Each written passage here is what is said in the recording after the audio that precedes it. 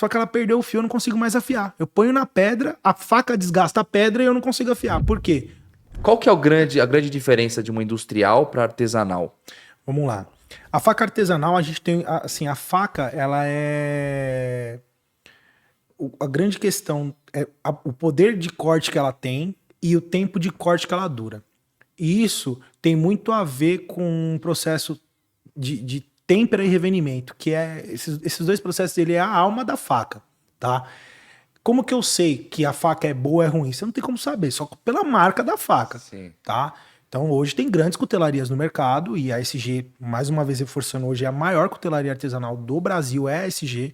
A gente produz hoje mais de 20 mil peças por mês artesanalmente. Caraca. Tá? Não é em escala, então. Não, Impressionante, o que acontece é o seguinte, como que a gente consegue ter um volume de 20 mil? 20 mil é muita coisa. muita. Se você for na fábrica e ver o processo de produção, é em forte, cara. Assim, ó, eu tenho um cara especialista em polir, eu tenho um cara especialista em desbastar, eu tenho um cara especialista em forjar, Caraca. eu tenho um cara...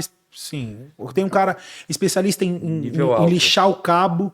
Uma entendeu? linha realmente de produção. Uma linha de mas bons de artesanal. profissionais. Isso, é uma linha de produção, porém feito artesanalmente. Entendi. Então, eu tenho isso aqui, ó. Foi um cara que foi lá e lixou.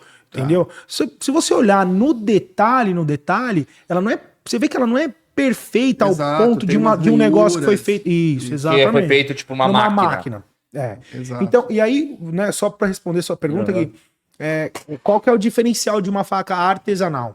Derrubou sua. A faca artesanal, ele tem esse processo de têmpera e de revenimento que a gente faz no tato, na mão. Se o cuteleiro que tá lá temperando, que tá fazendo o revenimento, ele já vê que a faca não vai ficar boa, ele despreza essa faca. entendi. Entendeu? O que é a têmpera e o que é o revenimento? Tá? Quando você produz essa lâmina aqui, ó, de aço, certo? Para eu temperar essa lâmina, para ela ficar apta para ser uma boa faca, o que eu pego? Eu aqueço ela numa alta temperatura lá, 800 graus, deixo ela incandescente, vou mergulhar num barril com uma solução, com um óleo, na verdade, e ele tem uma temperatura controlada, 30 e poucos graus ali, certo? Então você tira ela de uma alta temperatura e mergulha ela numa baixa temperatura. Você dá um choque térmico nessa lâmina, certo? O que acontece? As moléculas de carbono dela se grudam, né? Elas ficam todas, né? Elevo ela no máximo de dureza e elas vão se juntar. Então é um processo que eu chamo de vitrificação do aço. Quando eu tiro ela dessa têmpera, se eu pegar uma lâmina dessa e soltar no chão, ela quebra. Ela quebra em 3 partes, 3, 4 partes. Por isso que eu chamo de vitrificação. Por quê? Eu elevei o aço na maior dureza que ele pode chegar, certo?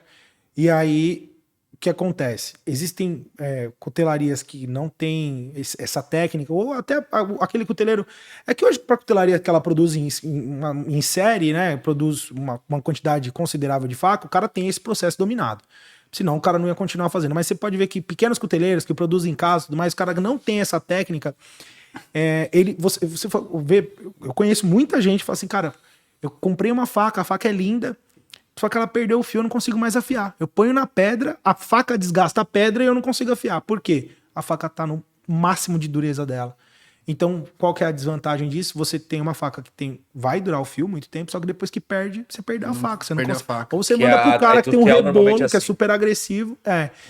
E aí, junto desse processo tem o revenimento. O que é o revenimento? Eu pego essa faca que eu fiz a têmpera, coloco ela num forno a 300 e poucos graus, 300, 350 graus, e ele fica pelo menos 3 horas ali, porque essas moléculas de carbono que elas estão bem grudadas, bem juntas, que eu levei o pico máximo de dureza, ela começa a se afastar e eu vou dar uma maleabilidade para esse aço. Por que isso é fundamental?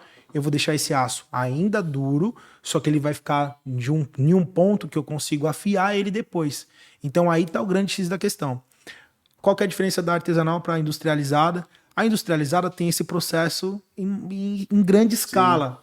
Eles ajustam a máquina e ele sai. Faz 20 mil facas igualzinha essa Exato, daqui. em uma hora, sei lá, 20 mil facas em uma hora. A gente tá falando de 20 mil facas no mês, os caras fazem 20 mil facas em uma hora. Então, e qual que é isso? Os caras ajustam para ter uma média, não para ter a perfeição. Entendeu? Então a gente trabalha buscando a perfeição. Isso falando da parte técnica. Aí depois, se você parte para essa para esse lado de acabamento, de exclusividade, de cabo. Diferencial mesmo. É o diferencial. Cara, eu é a acho cereja do bolo. sensacional.